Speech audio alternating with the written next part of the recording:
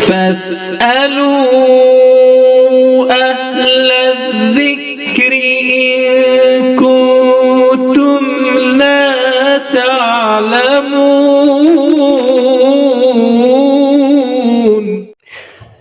ایک ویڈیو جو کہ جانوروں کی ہڈی ہے، حلال جانور ہے یا حرام جانور ہے، اس کو بھیج کر کے دو الگ الگ افراد نے سوال کیا ہے۔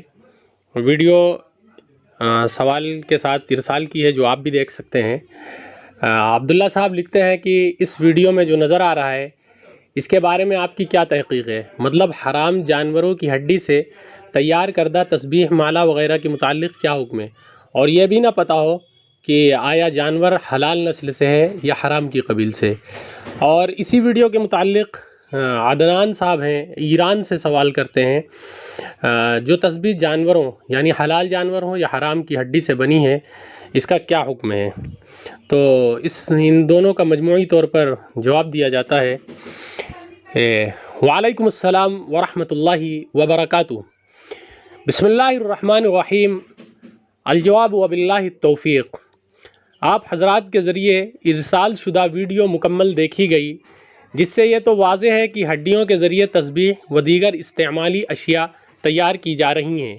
ارسال شدہ ویڈیو سے یہ تو معلوم نہ ہو سکا کہ ہڈی خنزیر کی ہے یا کسی اور جانور کی۔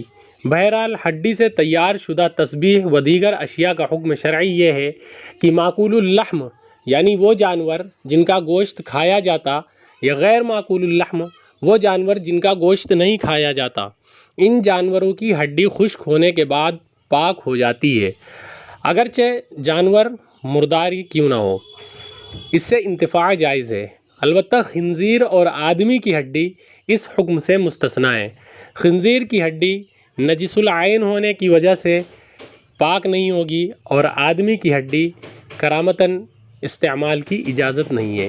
نیز جب تک تسبیح یا دیگر اشیاء کی تیاری میں استعمال کی جانے والی ہڈی خنزیر کی ہے، یقین یا ظن غالب سے ثابت نہ ہو جائے، تب تک اس تسبیح پر حرمت کا حکم نہ ہوگا، اور ان ہڈیوں سے بنی اشیاء کا استعمال بلا شبہ جائز و درست ہوگا۔ فقط واللہ تعالی اعلم بالصواب۔ فمن زحزح